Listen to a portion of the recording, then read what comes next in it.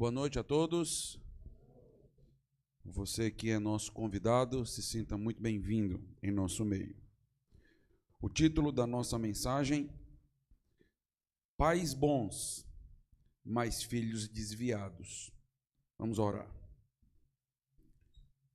Deus amado, Deus Todo-Poderoso, suplicamos ao Senhor concentração para que possamos refletir em tudo aquilo que vamos ouvir essa noite. Estamos aqui na dependência do Teu Espírito, com o propósito de tirar lições profundas e espirituais da Tua Palavra. Abençoa cada pai essa noite, cada família, cada filho, mãe, para que as famílias estejam cada vez mais fortalecidas por Ti. Ó Deus, suplicamos que o Senhor use o pregador para a Tua honra e glória, que o Senhor cresça enquanto Ele diminui. Amém. Pais bons, filhos desviados. Será que isso é possível? Mesmo que nós sejamos bons pais cristãos, mesmo que eduquemos os nossos filhos a partir de princípios bíblicos, nós não temos uma garantia bíblica de que nossos filhos se converterão ou de que os filhos crentes se manterão naquilo que nós mostramos e guiamos. Ser um bom pai não é uma garantia de termos bons filhos.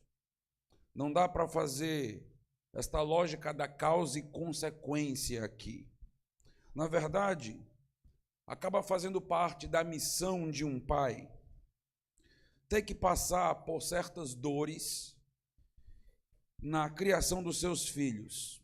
Nós pais teremos que aguentar certas pressões, lidar com certas situações. Nem todo pai vai passar exatamente pelas mesmas experiências difíceis. Somos pessoas diferentes, com filhos diferentes.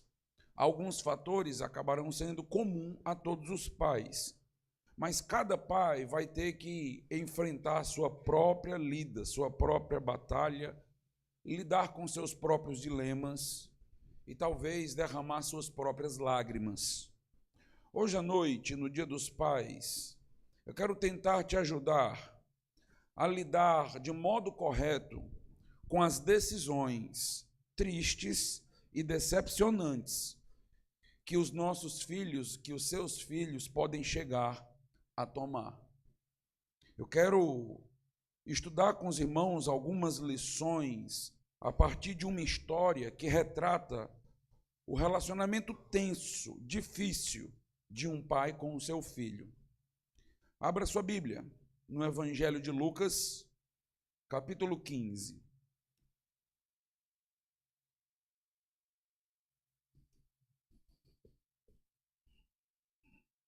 Lucas, capítulo 15, vamos ler a partir do versículo 11.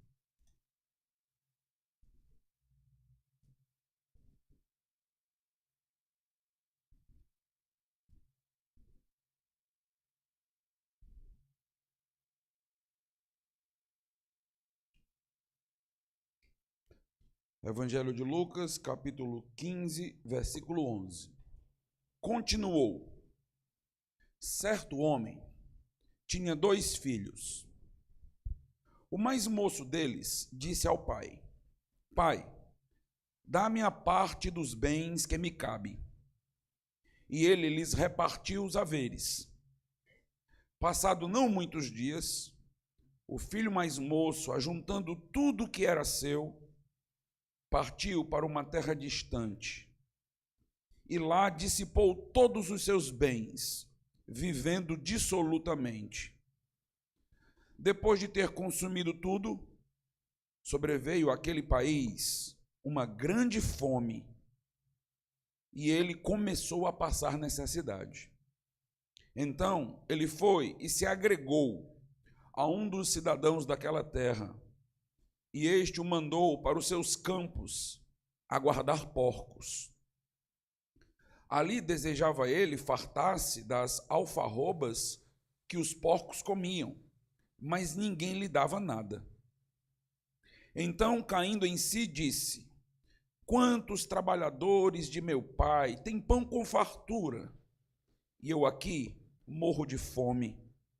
Levantar-me-ei, irei ter com meu pai, e lhe direi: Pai, pequei contra o céu e diante de ti. Já não sou digno de ser chamado teu filho. Trata-me como um dos teus trabalhadores. E levantando-se, foi para o seu pai. Vinha ele ainda longe quando seu pai o avistou. E compadecido dele, correndo, o abraçou e beijou. E o filho lhe disse: Pai, pequei contra o céu e diante de ti. Já não sou digno de ser chamado teu filho.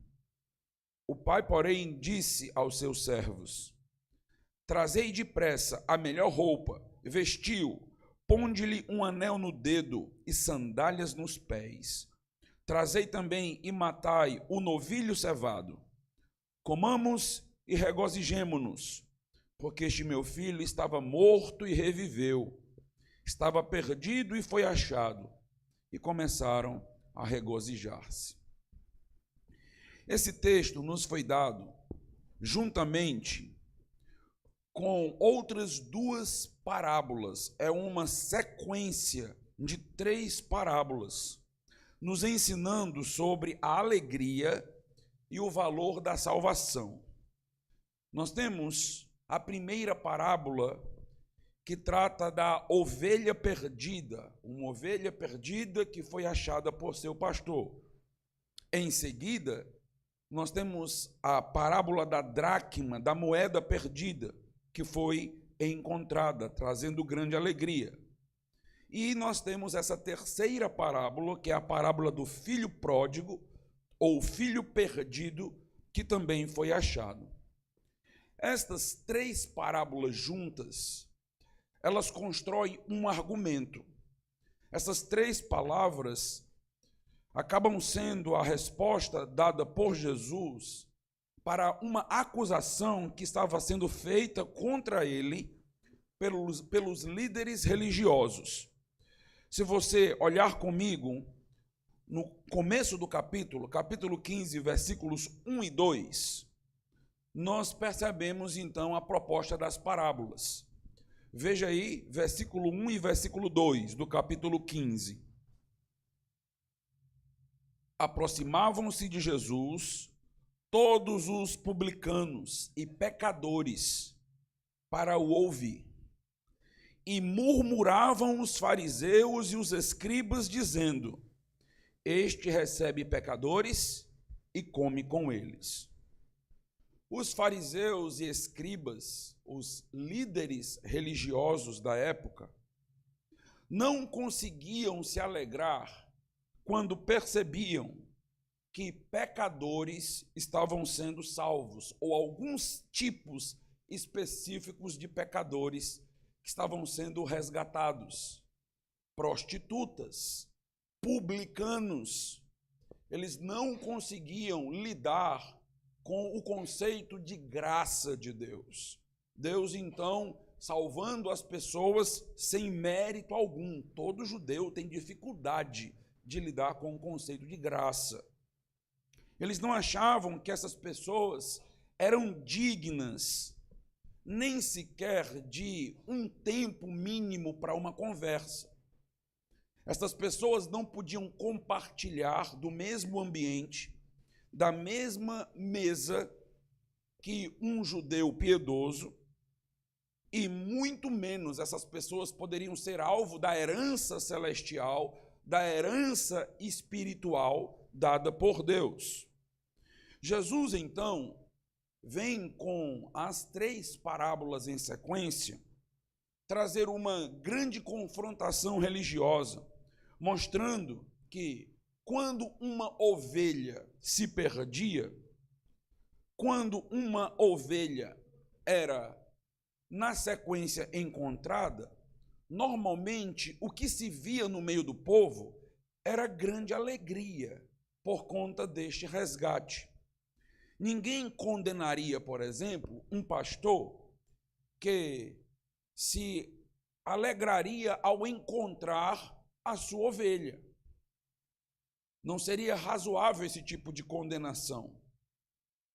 Quando se perdia um certo valor em dinheiro, principalmente se você tinha necessidade daquele valor, e aquela moeda era encontrada pelo seu proprietário, isto gerava uma grande alegria. Ninguém poderia condenar a pessoa necessitada por encontrar um bem que para ela faria tanta diferença.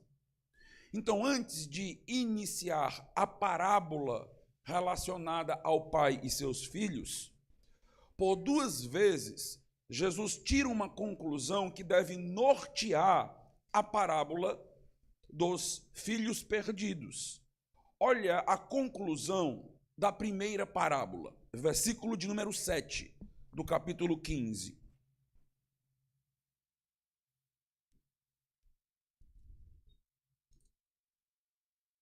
Digo-vos que assim haverá maior júbilo no céu por um pecador que se arrepende do que por 99 justos que não necessitam de arrependimento.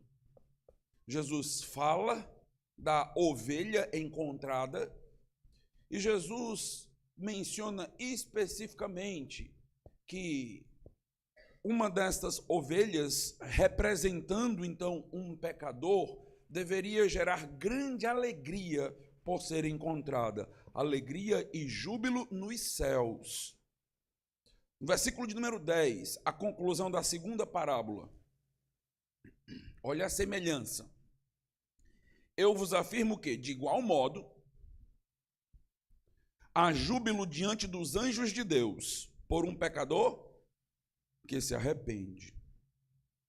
A pergunta óbvia que surge a partir destas primeiras parábolas é: quem poderia condenar um pai por comer junto com seus filhos que estavam perdidos, mas foram finalmente encontrados?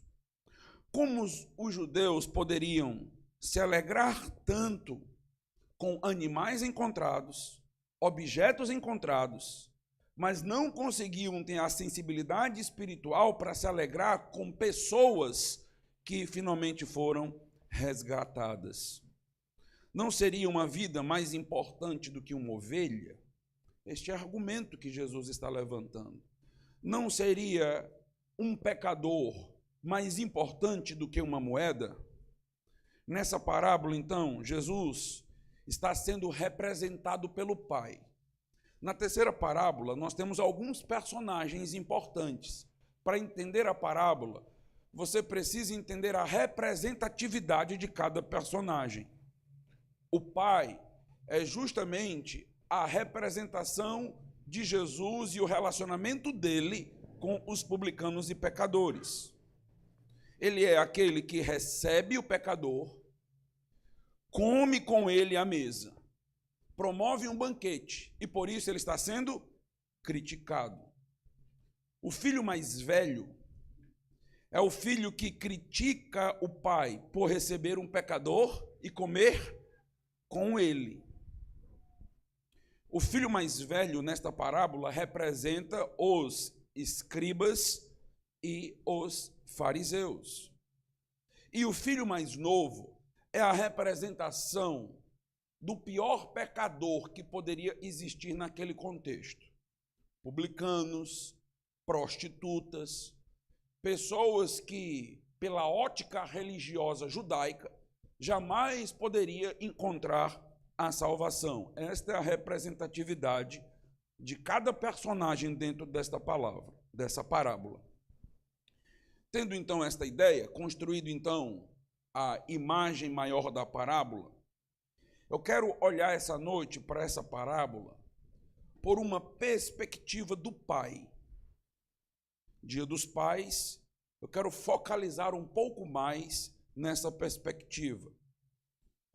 A primeira lição que eu quero retirar daqui é que nós, pais, necessariamente não teremos culpa pela descrença ou pelo desvio dos nossos filhos. Os pais não necessariamente têm culpa pela descrença ou pelo desvio de seus filhos. Lembre-se que o pai na parábola representa Jesus. Mas mesmo assim, nesta representação, este pai possui filhos perdidos. O texto não vai apontar para nenhum erro do pai. O texto vai mostrar erros do filho mais novo, do filho caçula, promiscuidade, imoralidade. E o texto vai apontar para erros no filho mais velho, o legalismo que era encontrado nos fariseus. Mas não tem nenhuma descrição de pecado na vida do pai.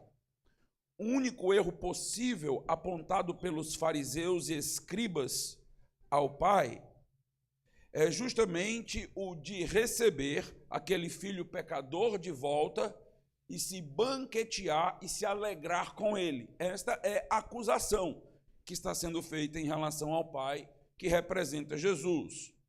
O pai, ele é retratado nesta parábola como um homem de caráter. Várias virtudes são levantadas para este pai.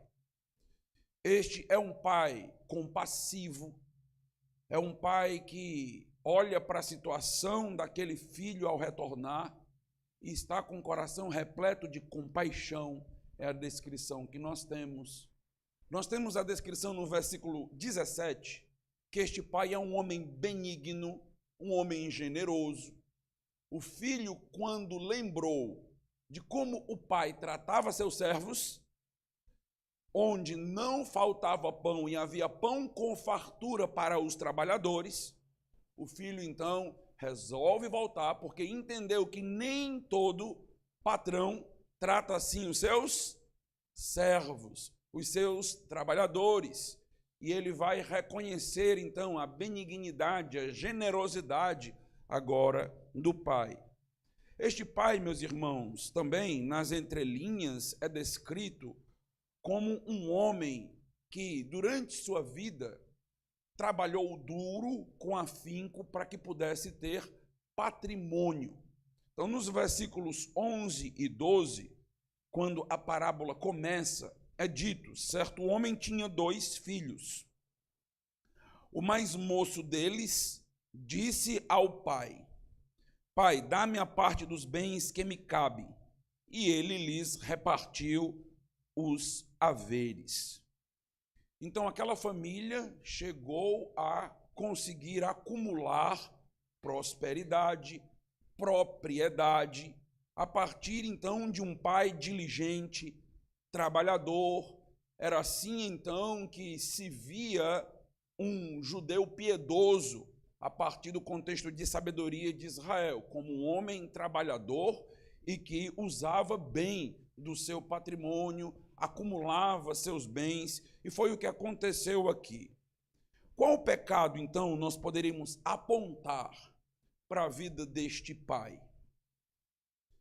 É importante, meus irmãos, entender que nem sempre as decisões erradas, insensatas e impensadas de nossos filhos é culpa nossa. É culpa do pai ou de uma mãe. Quando os nossos filhos tomam decisões desastrosas, nós costumamos normalmente ficar se perguntando ou se atormentando com essa pergunta: onde foi que eu errei? Onde foi que eu errei? Saiba que na mente tem um erro específico, não necessariamente a descrença ou desvio do seu filho é uma culpa que você deve carregar. Nossos filhos, e nós tendemos a esquecer disso muito facilmente, têm dentro de si uma natureza pecaminosa que os inclina para o mal. E a força dessa natureza pecaminosa é maior do que qualquer influência externa que nós possamos dar a eles. Podemos ensinar bons padrões, podemos, meus irmãos, buscar ter uma vida de santidade exemplar, não perfeita, porque jamais conseguiremos atingir esse patamar.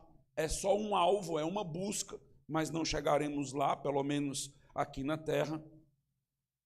Mas isso não garante que os nossos filhos, por conta da nossa seriedade na vida cristã, eles também serão sérios para com Deus, ou farão boas escolhas, ou escolhas piedosas em sua vida. Caráter, como é aqui a atribuição do pai da parábola que nós estamos lendo.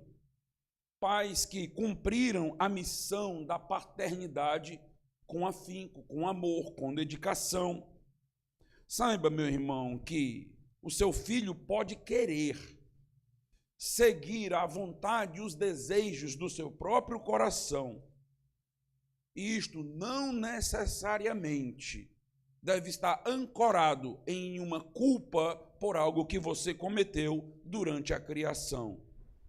Se você é um crente sério e está vendo, ouviu seus filhos seguirem caminhos que não agradam a Deus, é importante que você levante sua cabeça e pare de se culpar. É importante que você comece a trabalhar no seu coração que você cumpriu a sua missão e a sua tarefa. É importante pararmos de buscar um momento. Então, foi por conta de uma situação, foi por conta de uma conversa mais áspera, foi por conta de um momento que eu perdi a paciência, que os meus filhos vieram então a se desviar ou não se tornaram crentes. Nós acabamos tentando criar vínculos e justificar os atos dos nossos filhos pelos nossos próprios pecados. Se você procurar pecado na sua vida, você acha. Se você começar a buscar culpas em você para que o outro não se desenvolva, nós sempre encontraremos, porque não há perfeição em nós. Todos nós, pais, iremos falhar, iremos errar em alguns momentos, mas isso não justifica nossos filhos desejarem e buscarem um caminho de impiedade, imoralidade, descrença. Eles vão responder por suas próprias escolhas. Então, o primeiro ponto que nós devemos pensar a partir desta parábola é que não há menção em nenhum momento de um pecado na vida dos pais, apesar da tragédia na vida dos seus filhos. Ele é um pai bondoso, virtuoso, um homem de caráter, mas seus filhos tomaram suas próprias decisões. Um promíscuo e imoral e o outro um legalista. Uma segunda lição é que nós precisamos, ao nos deparar com essa história, nos preparar para a possibilidade da queda dos nossos filhos. Nós não podemos romantizar a vida familiar, a criação de filhos. Há uma possibilidade muito real de seus filhos, em determinado momento, evidenciarem descrença, fazer com que a sua descrença floresça, ou até mesmo, sendo um crente dedicado na igreja, servindo ao Senhor, possa chegar a se desviar. Nós, pais, precisamos lidar com esta possibilidade. Nós não gostamos nem de pensar nisso. Nós paramos para refletir sobre isso e logo isso começa a bater uma angústia, uma apreensão, porque é terrível pensar nessa situação. Mas é real. É real na vida já de muitos crentes piedosos e pode ser real, inclusive na sua vida, em algum momento. Olha o versículo de número 12. de Lucas 15. O mais moço deles disse ao pai: Pai, dá-me a parte dos bens que me cabe. E ele lhes repartiu os haveres. Passados não muitos dias, o filho mais moço, ajuntando tudo que era seu, partiu para uma terra distante e lá dissipou todos os seus bens, vivendo dissolutamente.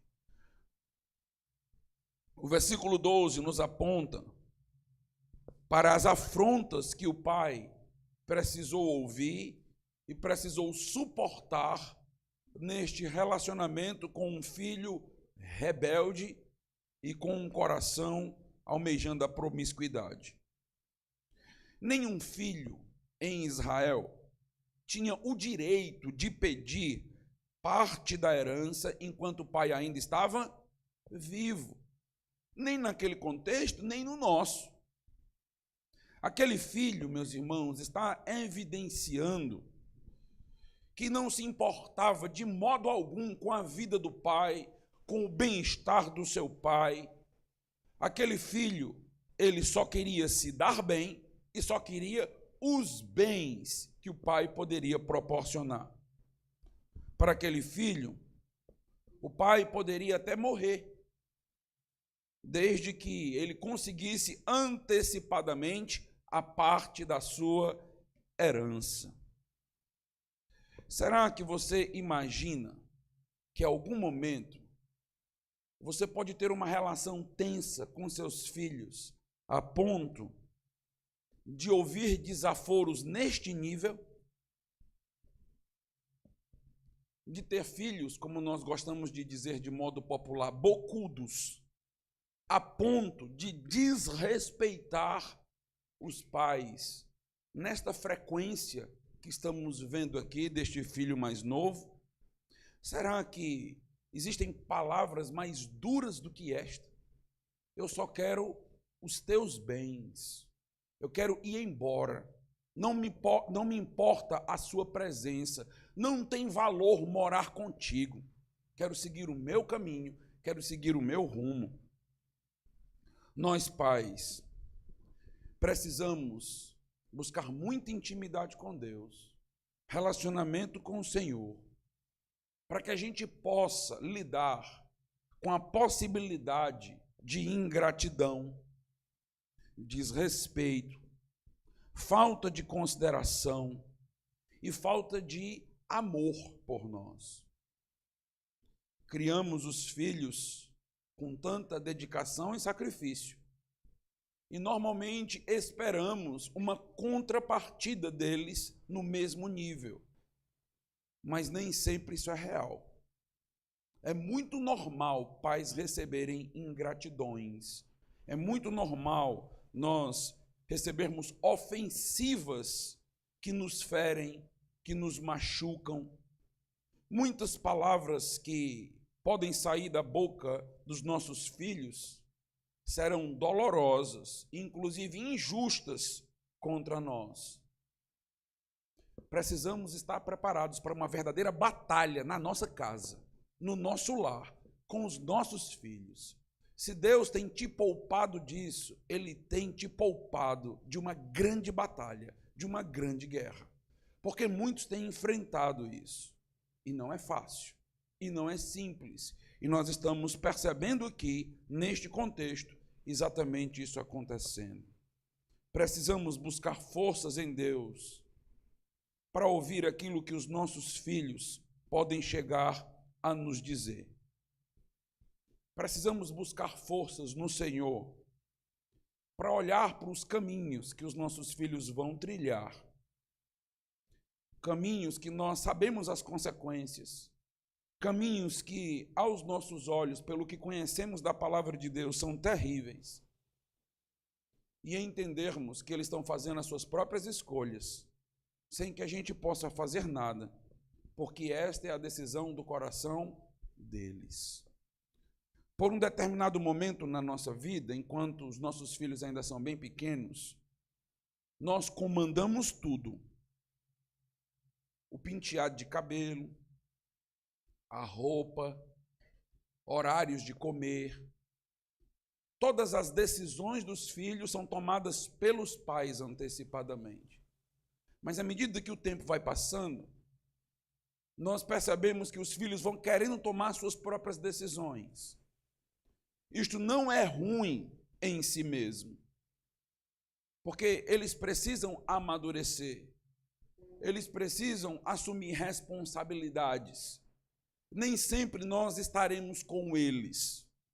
Eles precisam, então, começar a trilhar seu próprio caminho. O problema é quando nós percebemos e vemos que este caminho é terrível, que essas escolhas são péssimas, que eles estão se afastando pouco a pouco de Deus, que eles estão amando o que não deveriam amar, valorizando o que não deveriam valorizar, querendo experimentar do que não deveriam. E isto, para todo pai, para toda mãe, vai trazer muita dor e sofrimento. Se você não estiver aos pés da cruz, se você não estiver na dependência do Senhor Jesus, se você não deixar de, além da dor que o filho está causando, acumular ainda culpa, acreditando que algo que você realizou ou fez está gerando aquilo, isso pode também te matar e te afastar do Senhor. Isso pode roubar toda e completamente sua alegria de servir a Deus e de viver para o Senhor. Quem tem filhos problemáticos, quem já passou por lutas desse jeito, sabe o quanto é difícil vir para a igreja adorar, servir a Deus, trabalhar, porque o coração dos pais está muito apegado ao coração dos filhos. O que, meus irmãos, não pode acontecer neste percurso, nesse caminho de disciplina, de educação dada aos filhos e nas suas decisões? O que não pode acontecer é nos isentarmos, no tempo e no momento presente, de fazermos tudo aquilo que pudermos, enquanto os nossos filhos estão querendo e desejosos de servir a Deus. Pais, aproveitem enquanto seus filhos estão dizendo: eu quero ir para a igreja. Porque seu filho pode dizer em algum momento: nessa igreja eu nunca mais eu piso. Isso vai te matar.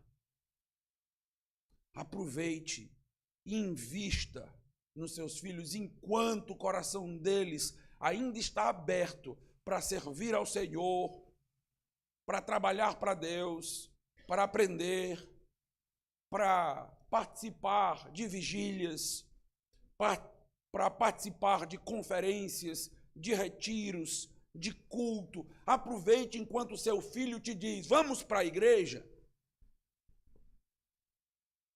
Porque pode ser que chegue um momento onde você convide seu filho com lágrimas nos olhos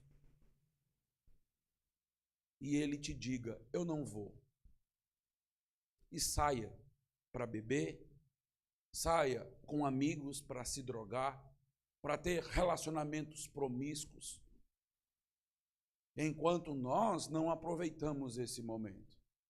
Sim, a culpa pelo desvio e a descrença dos nossos filhos não é nossa, mas nós precisamos ser sábios nesta criação.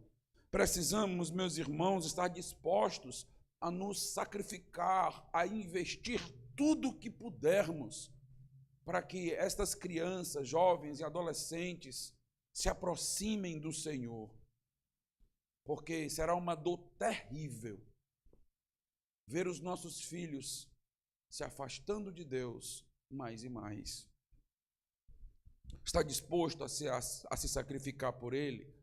Às vezes estamos cansados, às vezes é um dia inteiro de sobrecarga, às vezes estamos com dor de cabeça, às vezes estamos com um monte de problema para resolver, problemas de adultos que os nossos filhos, adolescentes e crianças não entendem. Mas a hora de investir na vida deles é enquanto eles ainda querem. Enquanto eles ainda estão tomando esse tipo de decisão. Depois, pode ser tarde.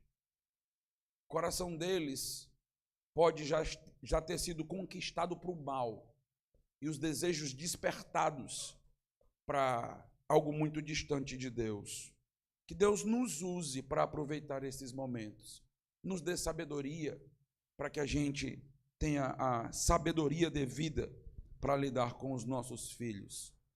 Que Deus nos capacite no momento em que tivermos que ouvir dos nossos filhos que eles não querem mais seguir a Cristo, que eles não querem mais vir para a igreja. Que Deus nos dê sobriedade para continuarmos dando testemunho, continuarmos vivendo para Deus, descansando na soberania do nosso Senhor, descansando em sua santa providência. Esse texto da parábola do filho pródigo é fantástico, porque nós vamos perceber que enquanto ele está com aquela vida dissoluta, enquanto ele está consumindo todos os bens que seus pais concederam, ele está bem. Mas o texto diz que de repente houve uma fome. De repente não existe. Veio de onde? Não, veio do nada. Não veio do nada. Tudo acontece debaixo da santa providência de Deus. Então surge uma fome que vai obrigá-lo a ter que repensar na sua vida. Vai ter que obrigá-lo a buscar emprego, conseguir amizades, relacionamentos, para que ele consiga sobreviver. E Deus, meus amados irmãos, trabalha em nossas vidas através da sua santa providência. Uma terceira lição que eu quero trazer essa noite, com base nesse texto, é que apesar de estarmos e termos que estar prontos para lidar com a descrença ou o desvio dos nossos filhos neste nível tão nu, tão cru que o texto mostra, nós não podemos perder a esperança, porque a alegria pelo retorno do nosso filho pode ser muito maior do que a dor pelo seu desvio. A alegria que nós podemos experimentar em ver nossos filhos retornando para os braços do Senhor, voltando para Deus, pode ser muito maior do que a dor que nós experimentamos. E precisamos ter esperança. Veja o versículo de número 20. E levantando-se, foi para seu pai.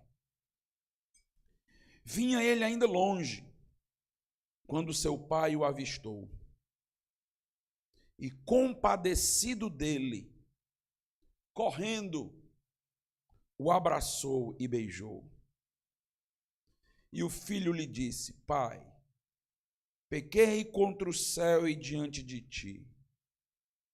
Já não sou digno de ser chamado teu filho.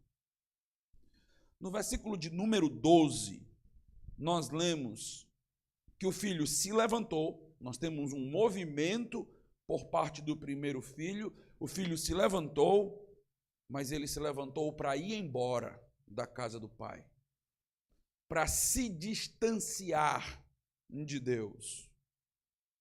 Agora, o que nós estamos lendo no versículo de número 20? O filho se levanta, mas agora ele se levanta para ir para a casa do pai. Ele se levanta para se aproximar de Deus. O que um pai crente e uma mãe crente mais deseja de um filho descrente ou desviado? Exatamente o que está acontecendo aqui. O filho caindo em si, voltando para casa e para os braços do pai. Meus irmãos, esse texto é espetacular. Você já imaginou estar agora no lugar deste pai? Não foi fácil passar pelas afrontas, ouvir o escárnio do filho, a ingratidão. Certamente uma dor que quem nunca passou nem consegue imaginar. Mas se coloque agora nesse novo estágio, nessa nova fase na vida do pai que está sendo descrita. Seu filho está voltando. E quais são as palavras deste filho? Na última vez que nós ouvimos esse filho falar, nós nos deparamos com arrogância, insolência, ingratidão. Mas as palavras do filho agora, no versículo 21, são palavras bem diferentes. O versículo 21 basicamente começa com a descrição: Pai, pequei. Que frase! Pai, pequei. Pequei contra o céu, pequei contra ti. Duas possibilidades de interpretação aqui. A primeira é: pecar contra o céu e pecar contra ti equivaleria a um grande pecado, ao reconhecimento de um pecado que vai do céu à terra. Pecado enorme, a ponto dele nem ser ou se sentir mais digno de ser chamado de filho ou tratado como filho. Segunda possibilidade é de um reconhecimento de ter pecado contra Deus, os céus, e ter pecado contra o Pai na terra, a autoridade estabelecida por Deus. De qualquer forma,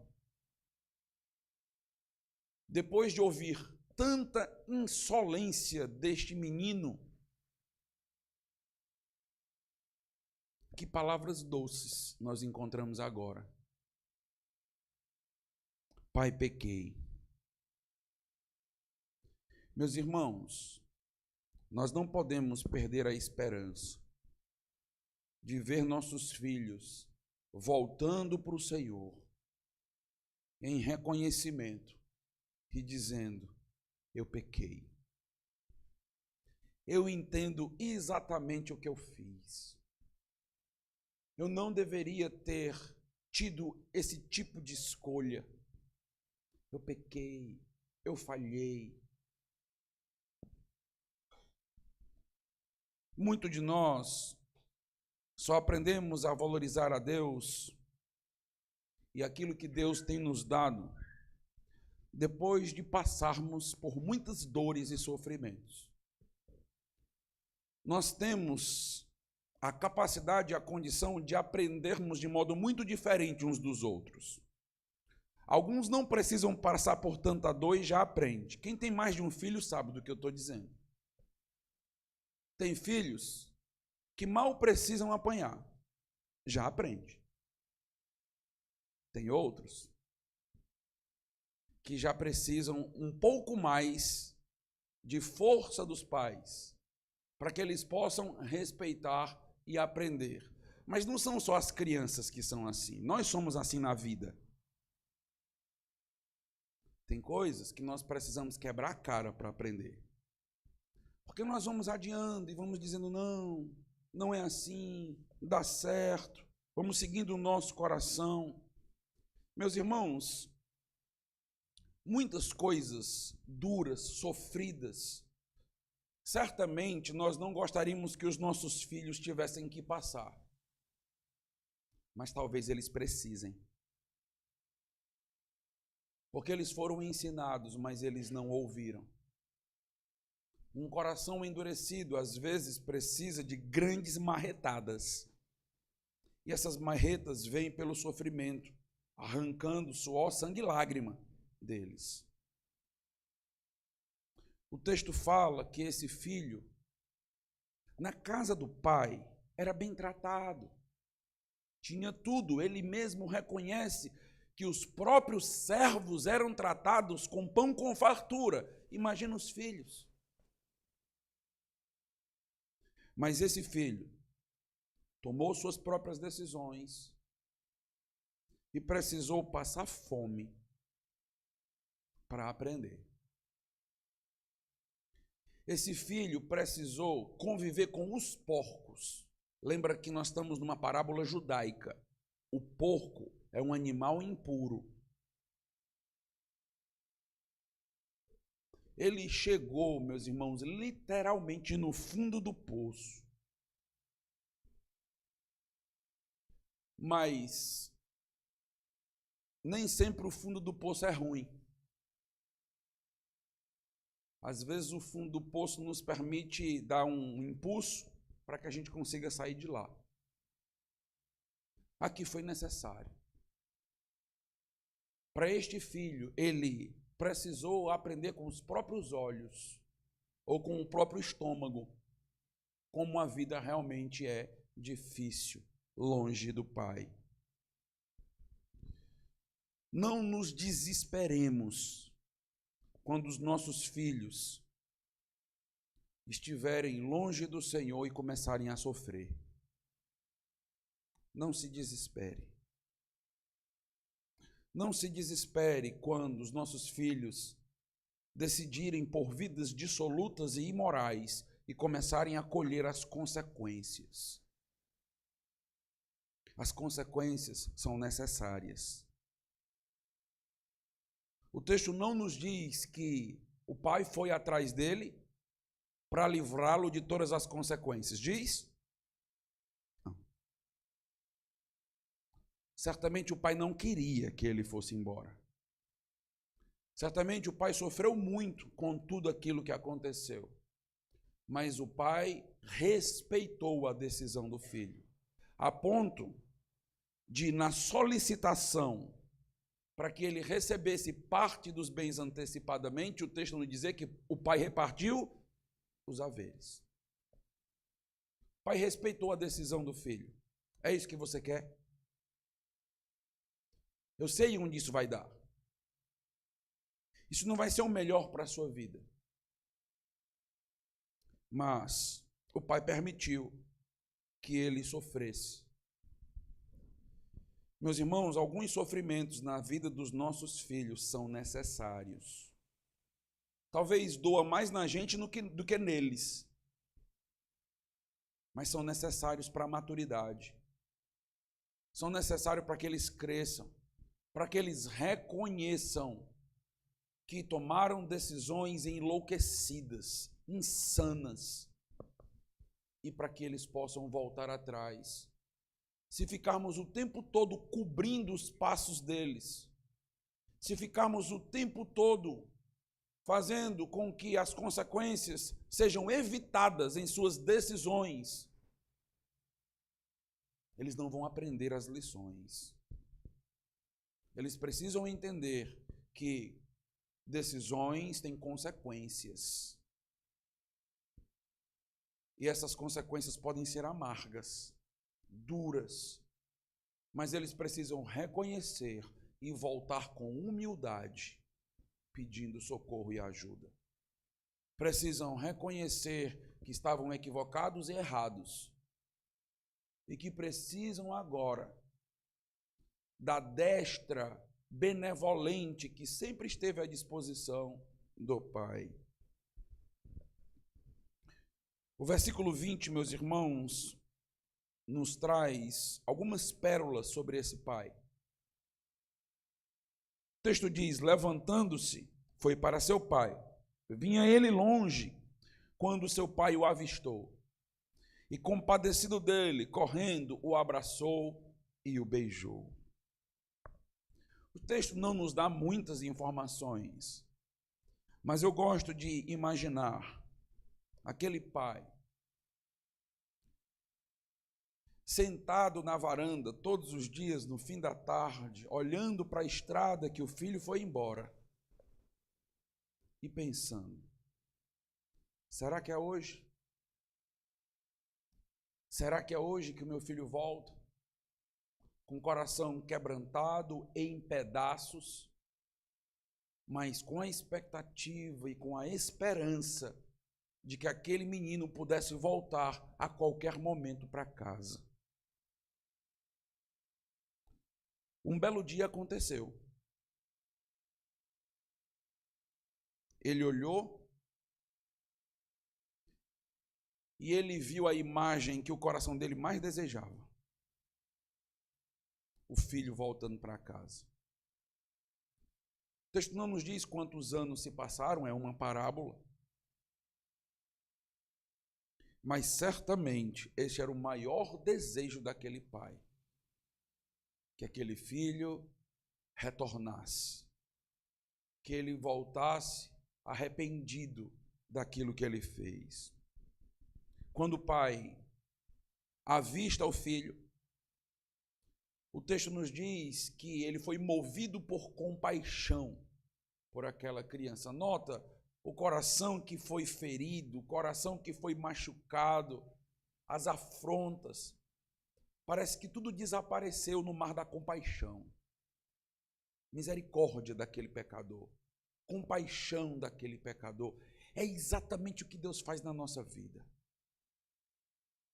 Sem levar em consideração todas as nossas afrontas, todos os nossos pecados, Deus faz que onde abunda o pecado, superabunde a graça. E Deus nos olha com um olhar de compaixão. E Deus nos recebe.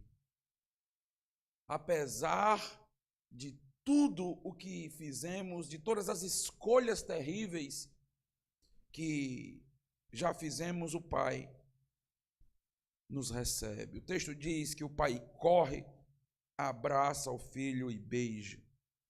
O pai aqui não está tão preocupado com as etiquetas sociais.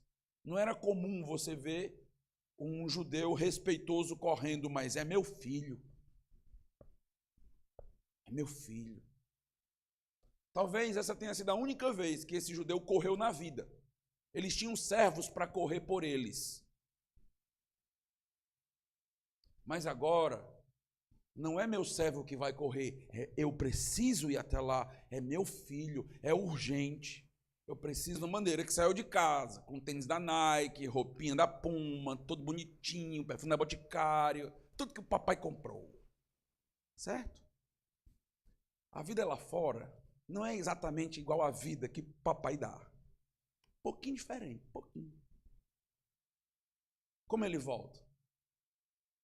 Descalço, fedorento,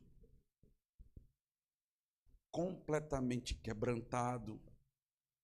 Certamente você não consegue mais enxergar aquela impetuosidade, aquela alegria. Olha, eu vou me dar bem, sair cheio de dinheiro de casa. Não tem mais nada. Volta como a música que nós cantamos, como um mendigo. É assim que ele volta. Nada. Precisando do básico para sobreviver, precisando de comida na mesa para sobreviver. O mínimo que aquele pai fizesse por ele já era muita coisa, depois de todas as afrontas que recebeu. Mas o texto nos diz, de uma maneira que só um pai e uma mãe entendem, o pai abraça e beija. Ele está fedendo, mas não importa, é meu filho, eu vou abraçar e vou beijar. Meu filho. Meu filho que está voltando para a casa do pai. É o meu filho que está voltando a se relacionar com Deus. É meu filho que após uma temporada de loucura na sua vida, está arrependido e desejoso de ser recebido com graça e misericórdia.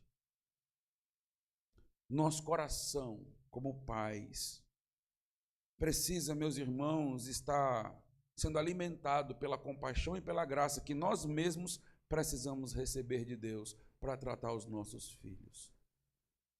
Não podemos ser tão rígidos, não podemos querer tratá-los de uma maneira apenas baseada numa lei, mas precisamos lembrar que os nossos filhos precisam da mesma compaixão que nós um dia precisamos também. O pai o abraça, o pai o beija, sem se importar com o cheiro dos porcos. Cadê os amigos? Cadê a galera? Enquanto tinha dinheiro, Tudo maravilhoso, né? Enquanto pagava a rodada para a turma, isso aí é gente boa. Quando não tem mais nada, cadê? Tá voltando sozinho. Cadê a multidão dos teus colegas? Sozinho, solitário, sozinho. Mas ele tem o Pai. E ele será recebido por Deus quando ele volta, quebrantado, arrependido. Será recebido por Deus.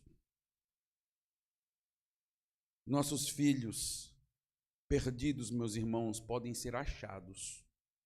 Precisamos ter esperança nisso. Precisamos encher o nosso coração com essa verdade. Enquanto eles estão na perdição, numa vida longe de Deus, pode parecer para nós que não tem jeito. Eles podem ser tão taxativos em relação à nossa religiosidade que pode parecer que não tem esperança para eles, não tem salvação para eles. Mas o texto nos mostra que não podemos perder a esperança com o pior dos pecadores. A descrição que está sendo feita aqui deste filho era a pior descrição que Jesus poderia fazer para chocar os fariseus e os escribas. Vocês acham que um publicano não pode ser salvo? Que tal esse menino aqui? Olha como ele viveu, olha como ele tratou os pais, olha como ele gastou o dinheiro. Que tal? Vocês acham que uma prostituta não pode ser salva? Que tal este menino? Veja a vida dele.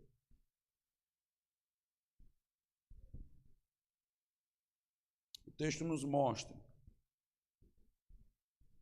que, independente das decisões que os nossos filhos tomarem e o nível de podridão que eles se envolverem, há esperança para eles também. A alegria pelo retorno ao Senhor pode ser muito maior do que a dor que você sente pela descrença dele e pelo desvio dela. Coloca isso na tua alma. Veja o versículo de número 23 para encerrarmos. Essa é uma parábola muito rica. Para os irmãos que não tiveram aqui há 9 anos atrás, eu preguei 12 pregações só nesse salmo aqui. Hoje eu estou fazendo só uma numa perspectiva do Pai, que não foi nenhuma das que eu preguei. Versículo 23. Trazei também e matai o novilho cevado. Comamos e regozijemo-nos, porque este meu filho estava morto e reviveu. Estava perdido e foi achado. E começaram a regozijar-se. Jesus está sendo questionado porque ele está comendo, se banqueteando com publicanos e pecadores.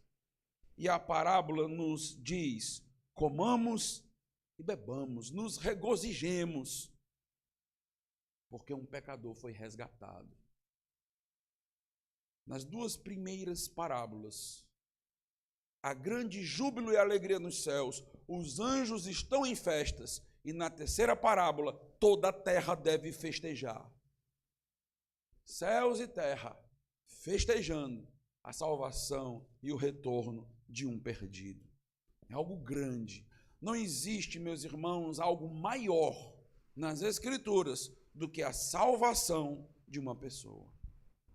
Não existe um milagre maior do que esse. Não existe um evento mais digno de ser motivo da nossa alegria, do nosso prazer. Nós, como igreja, quando estamos diante de uma conversão genuína, deveríamos fazer festa. Festejar, nos alegrar. Os céus estão festejando, os anjos estão cantando, a terra está se banqueteando por causa da salvação de um perdido. Este é o grande motivo que a Igreja de Cristo tem para festejar: a salvação de um perdido. Nós festejamos e celebramos muitas coisas, mas a salvação de um perdido não pode sair da nossa agenda. Nós não podemos lidar com a salvação de um perdido de maneira apática. Por quê? Porque o texto nos diz: Essa pessoa estava morta e reviveu. Foi um milagre. Nós estamos falando de um morto espiritual que ganhou vida em Cristo Jesus. Ninguém pode fazer isso. Ninguém pode realizar esta obra. Nenhuma instituição no mundo, nenhum estado forte que exista sobre a terra pode dar vida a um morto espiritual. Isto é obra e realização de Deus. Ele estava morto e reviveu. Estava perdido e foi achado. Igreja,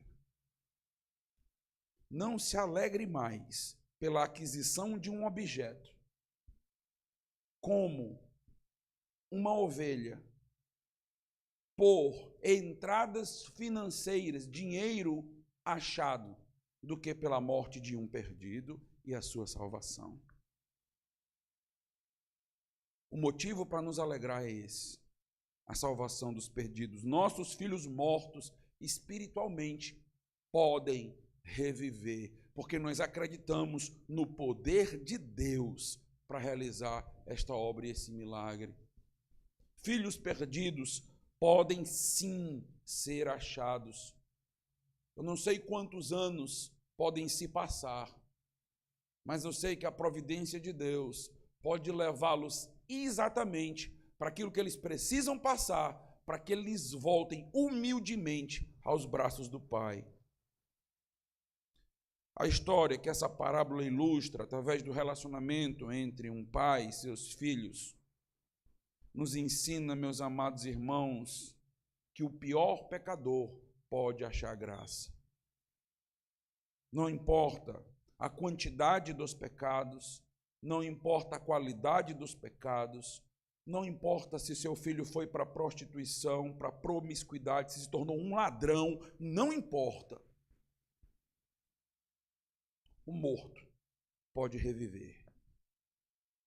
O perdido pode ser achado. Continue prostrado de joelhos por ele e por ela todos os dias, porque a alegria de ver o retorno do seu filho será muito maior do que a dor que você sentiu por sua descrença e desvio. Como pais, podemos passar por cenas fortes e difíceis, como estas que estão descritas aqui. Mas lembre-se que, apesar das decisões dos seus filhos, Deus continua no controle. E que Deus usa as consequências na vida dele ou dela para aproximá-los a Ele mesmo. Nem sempre que você identifica uma descrença na vida de seu filho ou um desvio, a culpa é sua. Alivia sua mente, alivia sua consciência. Busque ser um bom pai, busque ser um crente sério, honesto com a verdade bíblica. Faça tudo o que você puder fazer para que ele esteja próximo do altar de Deus. Se prepare espiritualmente para lidar com grandes lutas e afrontas e guerras em casa. E lembre-se que se em algum momento seus filhos se afastar dos braços do Pai, eles podem voltar, porque Deus é poderoso para ressuscitá-los. Vamos orar. Deus amado, Deus Todo-Poderoso, quantos filhos de crentes desviados, ó Deus. Quantos filhos de crentes longe do Senhor. Nós não queremos nos isentar da nossa responsabilidade de sermos bons pais, de sermos exemplares na nossa vida com eles. Para isso precisamos muito da Tua graça. Nos ajuda, Senhor, a vivermos o Evangelho de maneira genuína, sem termos uma vida disfarçada, religiosa, hipócrita, termos uma vida honesta com o Senhor, com as nossas lutas, com os nossos pecados, mas vida de pais sérios, consagrados, que erram, mas erram buscando sempre acertar e fazer o melhor. Deus amado, eu suplico ao Senhor pelos filhos desviados de crentes que nós conhecemos, pelos filhos descrentes dos irmãos e das irmãs da nossa igreja e das pessoas que conhecemos. Suplicamos, ó Deus, por um presente para os pais essa noite. Nos dá os nossos filhos, Senhor, é o que te pedimos essa noite. É o presente dos pais que nós queremos. Presenteia os pais aqui com filhos consagrados. Dá vida aos filhos mortos. Traz, ó Deus, aos nossos olhos os perdidos. Ó Deus, não podemos pedir um presente maior do que esse, porque os nossos filhos são muito valiosos para nós.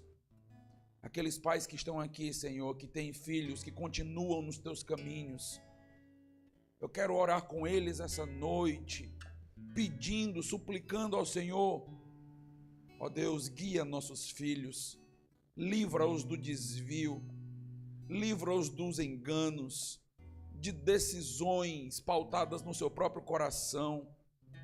Ó Deus, fortalece-os, abençoa-os, que eles possam, ó Deus, se aproximar mais e mais do teu altar, que eles possam sempre olhar para Cristo e não para os nossos defeitos, que eles olhem para o Senhor, para que continuem firmes em Ti. Ó Deus, como é bom poder ter filhos crentes que Te amam. Obrigado, ó Deus, pelas famílias da nossa igreja, que têm filhos crentes, pelos pais que estão aqui, que podem se alegrar nessa noite, por terem filhos que são irmãos em Cristo Jesus. Conserva o teu povo, abençoa o teu povo. É o maior presente que o Senhor pode dar para um pai crente, é fazer com que seus filhos continuem na fé. Abençoa-nos assim, ó Deus, é o que nós te pedimos em nome de Jesus Cristo. Amém. Nós estamos encerrando o nosso culto, teremos um pós-lúdio, e após esse pós-lúdio nós estamos encerrados. Deus abençoe a todos.